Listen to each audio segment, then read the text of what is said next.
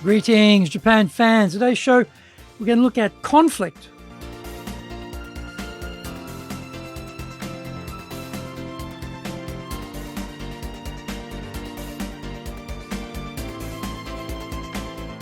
Baishu, arigatou gozaimasu. And welcome back to the 11th year of the Leadership Japan series. I'm your host in Tokyo, Dr. Greg Story, Dale Carnegie Tokyo franchise owner, president of Dale Carnegie Tokyo Training, and the three-time best-selling author of Japan Sales Mastery, which is Zaegyo in Japanese, Japan Business Mastery, and Japan Presentations Mastery, or in Japanese, Anata mo Prezen no Tachiden.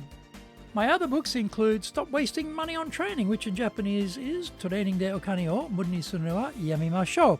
And my just-released new book is Japan Leadership Mastery, and all are available on Amazon. This podcast brings insights, examples, and experience about leading in Japan. Trust me, it is different here. Don't forget to subscribe and share this podcast with your family, friends, and colleagues. We're not being sponsored by Libsyn, but we value your privacy, which is why we have our podcast hosted by Libsyn. Unlike many other hosting organizations, Libsyn have a strict policy that does not allow access to your private information by anyone. Here is our daily podcast lineup on Apple Podcasts. Mondays, the Cutting Edge Japan Business Show podcast. Tuesday, the Presentation Japan series. Every second Tuesday, the Business Tatsujin no Oshie Show. Wednesdays, the Sales Japan series. Thursdays, the Leadership Japan series. And every second Thursday, the Business Pro Podcaster Show. Fridays, the Japan Business Mastery Show podcast. Saturdays, Japan's top business interviews. Before we get going, today's handy Japanese phrase is koku de ii desu. Koku de ii desu. This location is fine. Here is fine. Koku de ii desu. Koku de ii desu. Say you're in the cab and you're getting close to your place where you want to get out. You can just tell the cab, okay, koku de ii desu. Stop here. Let me out here. This is fine. Koku de ii desu. Koku de ii desu. Or if someone's putting something on the table for you, maybe the beer or wine or something, and there's a spot there, you say, oh, koku de ii desu, put it here, just put it here. Here's fine. Koku de ii desu, koku de ii desu, koku de ii desu. Now this is episode number 574, and today we're talking about resolving internal conflicts in Japan.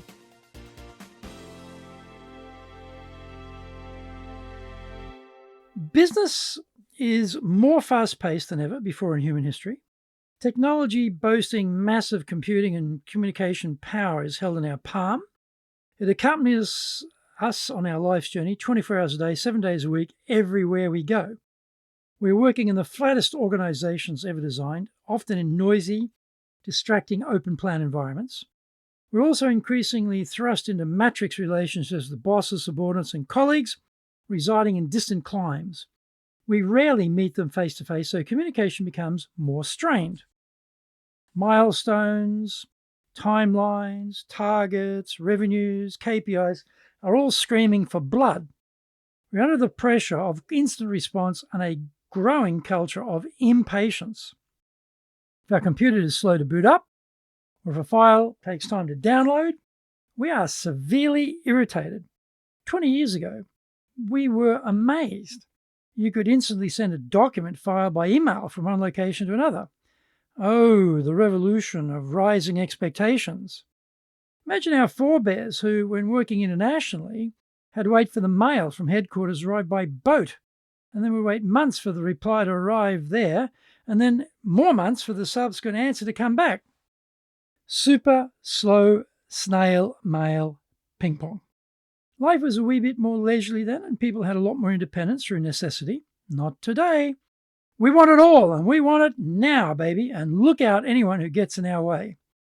We've unconsciously designed a system guaranteed to produce more conflict in the workplace. We can break the conflict touch points into 5 categories for attention. Number 1, process conflict. Is this what we're dealing with? Processes are required by managers to do their job and by compliance to protect everyone. Sometimes the process can be very directive, constrained, and inflexible. When times get tough, a lot of processes get screwed down very hard. When things improve, they are still left like that, even though they should be loosened off. They no longer fit the circumstances we are facing at the coalface. Let's calculate how much process control we have in this particular case we are facing. We need to analyze the root cause of the problem, talk to the process owner. They may not be aware this is causing problems for others down the food chain. We need to diplomatically raise it with them, get agreement, it needs to be resolved, and to get their ownership. Come up with a joint action plan to fix it. Number 2, role conflicts. These easily arise in flat organizations.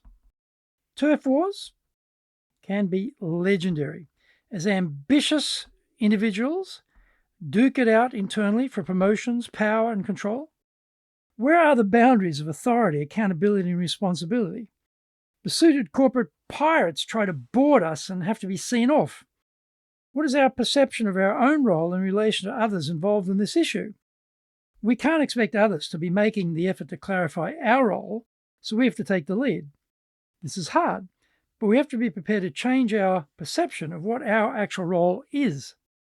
We should take the macro view and see where we need to be flexible around our perception of our own role to make sure the organisation is moving forward.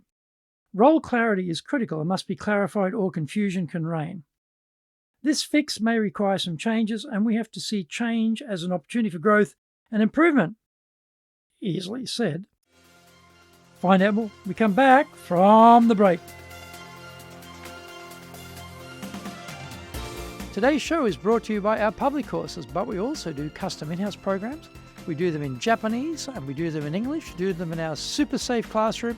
We do them live online.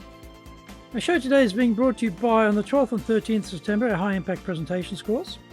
Also starting on the 13th of September, our 12-week Dale Carnegie course. Our website is www.dale-carnegie.co.jp. So that's www.dale-carnegie.co.jp. You can email me at greg.story@dalecarnegie.com. So that's greg.story, S-T-O-R-Y, at dalecarnegie.com.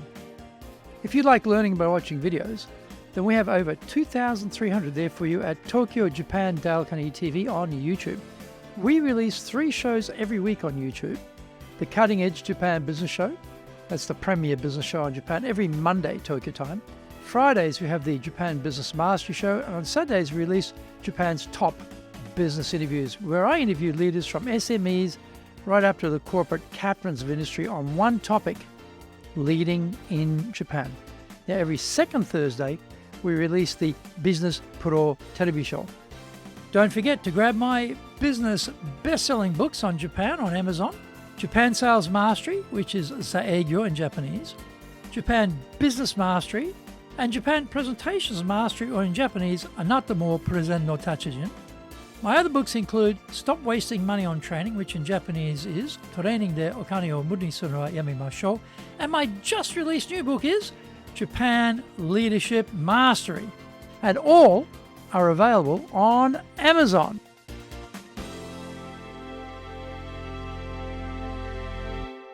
Welcome back. Number 3, interpersonal conflicts. These are tough ones. We're confronted by the actual actions, behaviours, words, as well as reported versions from others around us. There may be some prior negative history there clouding our vision. We need to take a step back and ask, to what degree are my personal biases and prejudices affecting this relationship? Also, are people around me telling me things to suit their own agenda and stirring me up for no good reason? Sycophants and corporate politicians see internal conflict as an opportunity and a ladder for themselves. They are keen to create trouble for us and a leg up for them. There are key things we can do to improve the situation, and we usually know exactly what they are, but actually we don't want to do them. However, we have to commit to making those changes, as difficult and painful as that may be. Don't hold your breath waiting for the other person to change. Take action yourself. This may mean having a direct conversation with your counterpart on the issues.